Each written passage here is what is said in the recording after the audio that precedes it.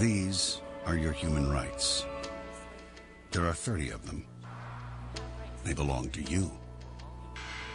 You don't have to buy them, or apply for them, or ask permission to have them. They're just yours. No matter who you are, where you're from, how old you are, or anything else. It's just that simple. Now, some people may try to ignore your rights, or violate them, or pretend they don't exist. But they can't change the fact that they're yours. Human right number 30. No one can take away your human rights. What are human rights? Find out at youthforhumanrights.org. That was a marvelous public service commercial by an NGO, and you can find similar public service commercials on YouTube. So having looked at the origin of the effort to come up with a Universal Declaration of Human Rights, let's take a look at how it came about and what's in it. For that, I'm going to rely almost exclusively from text provided by the United Nations itself. But first of all, to focus on this picture, and I know some of you were asking a question before during the break, the reason Mrs. Roosevelt became the one tasked with being the chairman for the committee to draft this was precisely because of the role her husband had played in putting together the Atlantic Charter, and because of her particular moral authority as sort of the grand old lady of the Allied cause after the war. Now, the text of the Declaration itself was drafted in 2 years, between January 1947, when the Commission on Human Rights first met to prepare an international Bill of Human Rights, and December 1948, when the General Assembly adopted the Universal Declaration.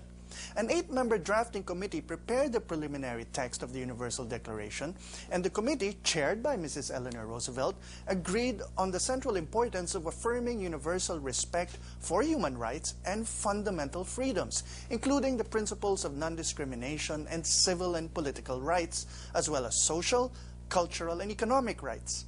The Commission then revised the draft declaration in the light of replies from member states before submitting it to the General Assembly.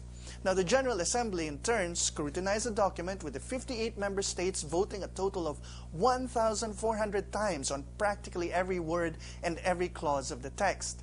There were many debates. Some Islamic states objected to the articles on equal marriage rights and on the right to change religious belief, for example, while several Western countries criticized the inclusion of economic, social, and cultural rights.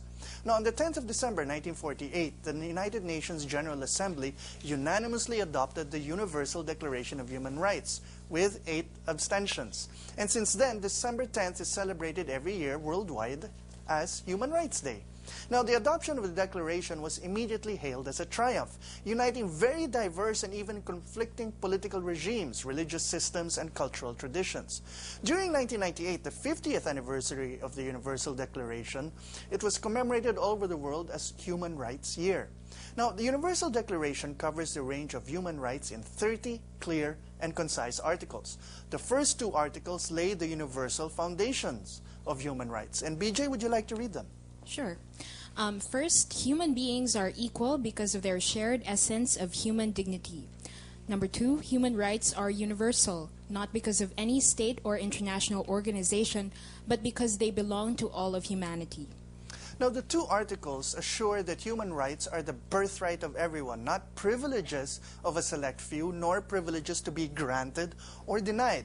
Now, Article 1 declares that, quote, all human beings are born equal in dignity and rights. They are endowed with reason and conscience and should act towards one another in a spirit of brotherhood, end quote. Now, Article 2 recognizes the universal dignity of a life free from discrimination. Quote, everyone is entitled to all the rights and freedoms set forth in this declaration without distinction of any kind, such as race, color, sex, language, religion, political or other opinion, national or social origin, property, birth, or other status, end quote.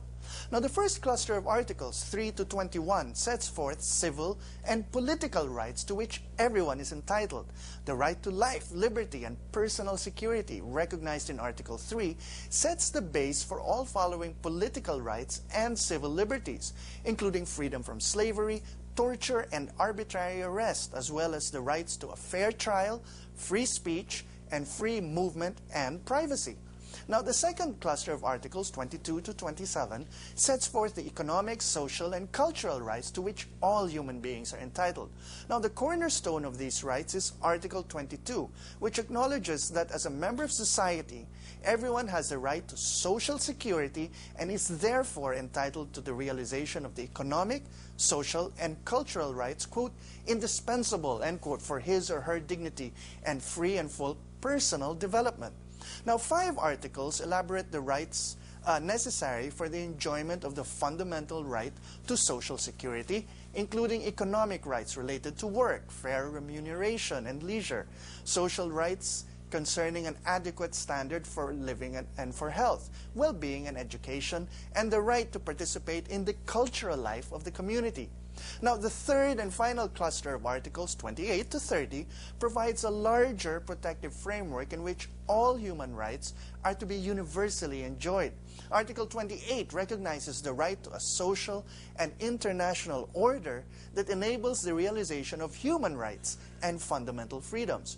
Article 29 acknowledges that along with rights, human beings also have obligations to the community, which also enable them to develop their individual potential freely and fully. Article 30, finally, protects the interpretation of the articles of the Declaration from any outside interference contrary to the purposes and principles of the United Nations. It explicitly states that no state, group, or person can claim, on the basis of the Declaration, to have the right to engage in any activity or to perform any act aimed at the destruction of any of the rights and freedoms set forth in the Universal Declaration. Now, once the Universal Declaration of Human Rights was adopted, the Commission on Human Rights, the premier human rights intergovernmental body within the United Nations, set out to translate its principles into international treaties that protected specific rights. Now, given the unprecedented nature of the task, the General Assembly decided to draft 2 covenants codifying the 2 sets of rights outlined in the Universal Declaration: civil and political rights, and economic, social, and cultural rights. Now, the member states debated the individual provisions for 2 decades, seeking to give explicit endorsement to certain aspects of the universality of human rights only implicitly referred to in the Universal Declaration, such as, for example, the right of all peoples to self-determination, as well as reference to certain vulnerable groups, such as indigenous people and minorities. Manolo, we have a question here. This is Iris from UST. Sir, how important is a Magna Carta, especially to average Filipinos who don't even know they have rights? Well, this is the thing. These rights are there whether you're aware of them or not. So even if you're not there to claim them, they're yours to be exercised. And therefore, it's the obligation of those in government or in authority or in our institutions who ought to know better to do it for you, even if you're not there to exercise it for yourself. So they're actually very valid, and they, in many ways, they tie into all the things we've been fighting for in our history. You know, racial equality, the right to determine your own nationhood, and even protect your language and your customs. Now, going back to what was happening with this 20-year debate, consensus was reached finally in 1966, and the United Nations General Assembly adopted the International Covenant on Economic, Social, and Cultural Rights and the International Covenant on Civil and Political Rights in that year. The preambles and Articles 1, 2, 3, and 5 are virtually identical in both international covenants, and both preambles recognize that human rights derive from the inherent dignity of human beings. Now, Article 1 of each covenant affirms that all peoples have the right of self-determination, and by virtue of that right, they are free to determine their political status and to pursue their economic, social, and cultural development. Article 2, in both cases, reaffirms the principles of non-discrimination, echoing the Universal Declaration, while Article 3 stresses that states should ensure the equal rights of men and women to the enjoyment of all human rights. Now, Article 5 of both covenants echoes the final provision of the Universal Declaration, providing safeguards against the destruction or undue limitation of any human right or fundamental freedom.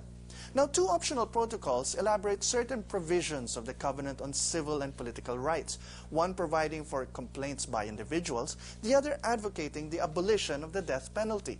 Now, when they entered into force in 1976, the two international covenants made many of the provisions of the Universal Declaration effectively binding for states that ratified them. Now, these two international covenants, together with the Universal Declaration and the optional protocols, comprise the International Bill of Human Rights. Over 60 human rights treaties elaborate